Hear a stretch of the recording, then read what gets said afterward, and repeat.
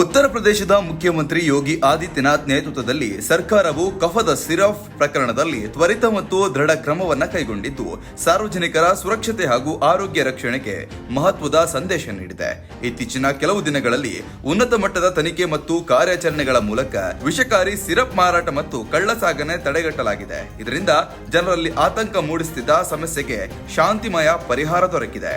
ಮುಖ್ಯಮಂತ್ರಿ ಯೋಗಿ ಆದಿತ್ಯನಾಥ್ ಮಾಧ್ಯಮದ ಮುಂದೆ ಪ್ರಸ್ತುತ ಪ್ರಕರಣದ ವಿವರವನ್ನು ಹಂಚಿಕೊಂಡಿದ್ದಾರೆ. ಅವರ ಹೇಳಿಕೆಯ ಪ್ರಕಾರ ರಾಜ್ಯದ ವಿವಿಧ ಭಾಗಗಳಲ್ಲಿ ವಿಷಕಾರಿ ಸಿರಪ್ ಮಾರಾಟದ ಬಗ್ಗೆ ಸಾರ್ವಜನಿಕರಿಂದ ಹಲವಾರು ಫೀಡ್ಬ್ಯಾಕ್ ಮತ್ತು ದೂರುಗಳನ್ನು ಪಡೆದಿದ್ದಾರೆ. ಈ ದೂರುಗಳನ್ನು ಗಂಭೀರವಾಗಿ ಪರಿಗಣಿಸಿ ತಕ್ಷಣ ಕ್ರಮ ಕೈಗೊಳ್ಳಲಾಗಿದೆ. ಕೇಂದ್ರ ನಿಯಮಗಳೊಂದಿಗೆ ಹೊಂದಿಕೊಳ್ಳುವಂತೆ ಪ್ರಕರಣವನ್ನ ನಾರ್ಕೋಟಿಕ್ಸ್ ಡ್ರಗ್ ಮತ್ತು ಸೈಕೋಟ್ರೋಪಿಕ್ ಸಬ್ಸ್ಟೆನ್ಸ್ ಆಕ್ಟ್ ಅಡಿಯಲ್ಲಿ ದಾಖಲಿಸಿ ತನಿಖೆಯನ್ನು ನಡೆಸುತ್ತಿವೆ.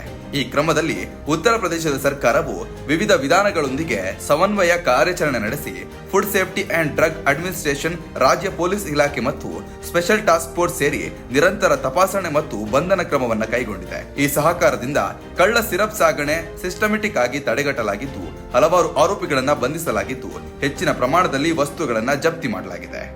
ತನಿಖೆಯ ವೇಳೆ ಬಹಳ ಆಸಕ್ತಿಯ ಸಂಗತಿ ಹೊರಬಂದಿದ್ದು, ಕೆಲವರನ್ನ ಬಂಧಿಸುವ ವೇಳೆ ಅವರ ಕೆಲವು ರಾಜಕೀಯ ಸಂಪರ್ಕಗಳು ಬೆಳಕಿಗೆ ಬಂದಿದೆ.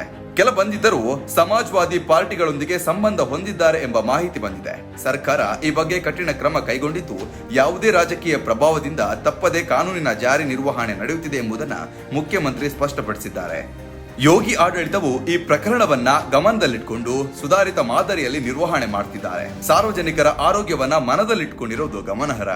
ಸಿರಪ್ನಲ್ಲಿ ವಿಷಕಾರಿ ದ್ರವ್ಯವಿರುವ ಬಗ್ಗೆ ತಕ್ಷಣ ಕ್ರಮ ಕೈಗೊಳ್ಳುವುದರಿಂದ ಜನರಲ್ಲಿ ಆತಂಕ ಕಡಿಮೆಯಾಗಿದ್ದು ಸಾರ್ವಜನಿಕರ ವಿಶ್ವಾಸವನ್ನ ಪುನಃ ಸ್ಥಾಪಿಸುವಲ್ಲಿ ಸಹಾಯಕವಾಗಿದೆ. ಸಾರ್ವಜನಿಕರಿಗೆ ಸುರಕ್ಷಿತ ಔಷಧಿ ಸೌಲಭ್ಯವನ್ನ ಒದಗಿಸುವುದು ಸರ್ಕಾರದ ಪ್ರಮುಖ ಗುರಿಯಾಗಿದ್ದು ಇದೇ ವೇಳೆ ಕಳ್ಳಕಾಯಿತು ಮತ್ತು ಕಾನೂನು ಉಲ್ಲಂಘನೆಯ ತಡೆಗಟ್ಟಲು ನಿಖರ ಕ್ರಮಗಳನ್ನು ಅನುಷ್ಠಾನ ಮಾಡಲಾಗಿದೆ.